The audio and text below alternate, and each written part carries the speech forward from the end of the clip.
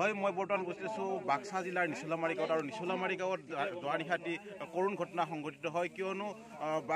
ভূটান পাহাৰৰ পৰা নামি আহিছে এটা হাতী আৰু বৃহৎ হাতীৰ জাকটোৱে প্ৰতি নিশাই উপদ্ৰৱ চলাই আহিছে আৰু এনেদৰে উপদ্ৰৱ চলাই থকাৰ মাজতে যোৱা নিশা সংঘটিত সেই কৰুণ ঘটনাটো এজন মানুহক নিৰ্মমভাৱে হত্যা কৰে হাতীৰ জাকটোৱে বিগত এমাহ ধৰি এই হাতীৰ জাকটোৱে বৃহত্তৰ অঞ্চলটোত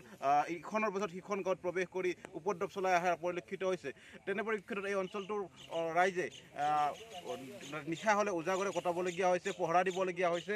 বন বিভাগে এই ক্ষেত্ৰত কোনো ধৰণৰ গুৰুত্ব আৰোপ নকৰাৰ অভিযোগ উত্থাপিত হৈছে মই পোনে পোনে কিছু কথা জানিবলৈ চেষ্টা কৰিম আমাৰ অসমত স্থানীয় লোক আছে যথেষ্ট স্থানীয় লোক আছে তেখেতসকলৰ পৰা মন্তব্য জানিবলৈ চেষ্টা কৰিম কিয়নো যোৱা নিশা যি কৰুণ ঘটনা সংঘটিত হ'ল প্ৰহ্লাদ বৈশ্য নামৰ এজন লোকক কৰুণভাৱে হাতীয়ে হত্যা কৰিলে তেনে পৰিপ্ৰেক্ষিতত বন বিভাগে এই মুহূৰ্তলৈকে কোনো ধৰণৰ ব্যৱস্থা গ্ৰহণ কৰা নাই কি ক'ব এই মুহূৰ্তত এই মুহূৰ্তত আমাৰ যিটো সমস্যা হৈছে যোৱা এমাহৰ পৰা কদমতলা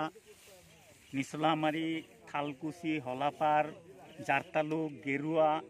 মাদলতানা এইখিনি অঞ্চলৰ মানুহৰ যি সমস্যা হৈছে সন্ধিয়া হোৱাৰ লগে লগে জুই ধৰি হাই হাল্লা কৰি হাতীক আগুৰি ৰখাৰ কাৰণে চেষ্টা কৰা হৈছে কিন্তু তবু পৰা নাই কিন্তু ফৰেষ্ট ডিপাৰ্টমেণ্টৰ লোক আহে তেওঁলোকে আহি কয় যে চৰকাৰী মাটিত হাতী থাকিব চৰকাৰী মাটিত হাতী থাকে পাগলদিয়া নদীৰ বুকুত দিনটো থাকে কিন্তু সন্ধিয়া হোৱাৰ লগে লগে আহি পেলাই মানুহৰ ঘৰ দুৱাৰ খেতি বাতি নষ্ট কৰে এই অঞ্চলত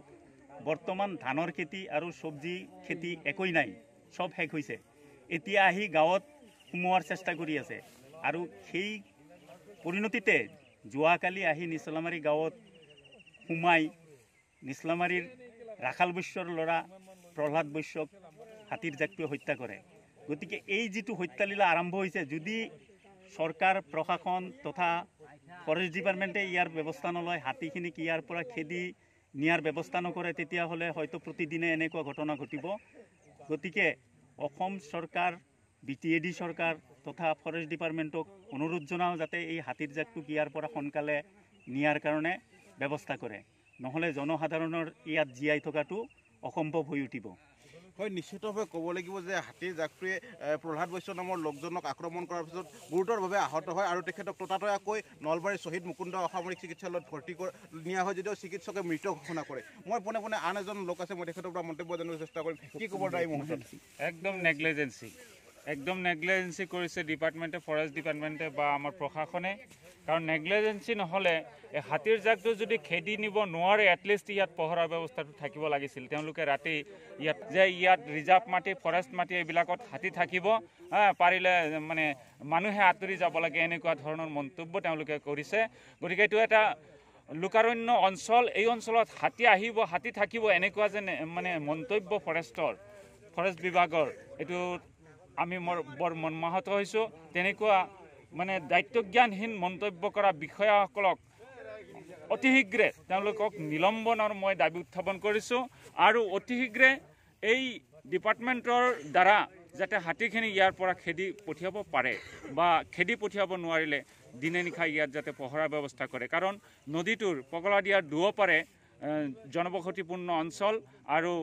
অতদিনে 15-20 দিন ধৰি ৰাইজৰ খেতি খোলা খাই তহিলং কৰিছে আৰু তাৰে মাজতে জোৱানে এই মানুহজনৰ মৃত্যুও হ'ল এজন মানুহ গছকি মাৰিলে গতিকে মই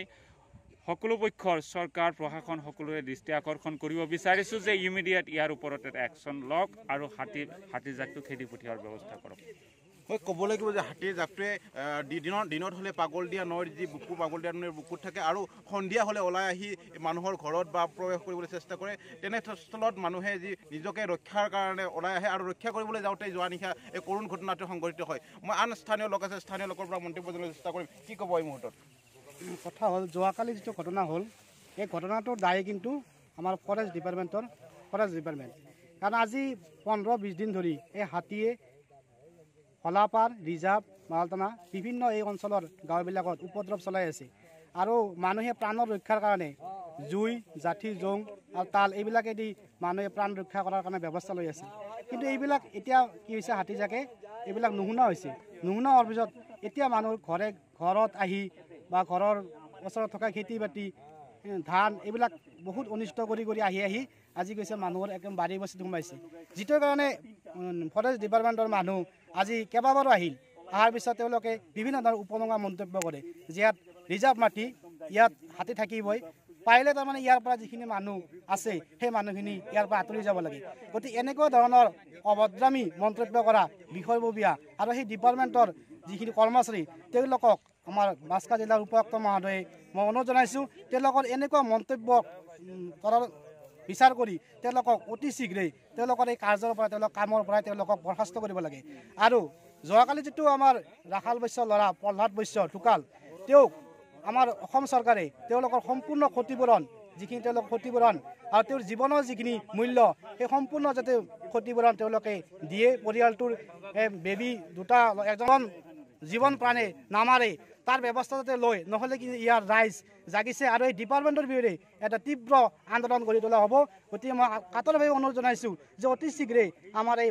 হাতীজাক ভূটান পাহাৰলৈ লৈ যোৱাৰ কাৰণে ব্যৱস্থা কৰে যেন এয়ে মোৰ অসম চৰকাৰৰ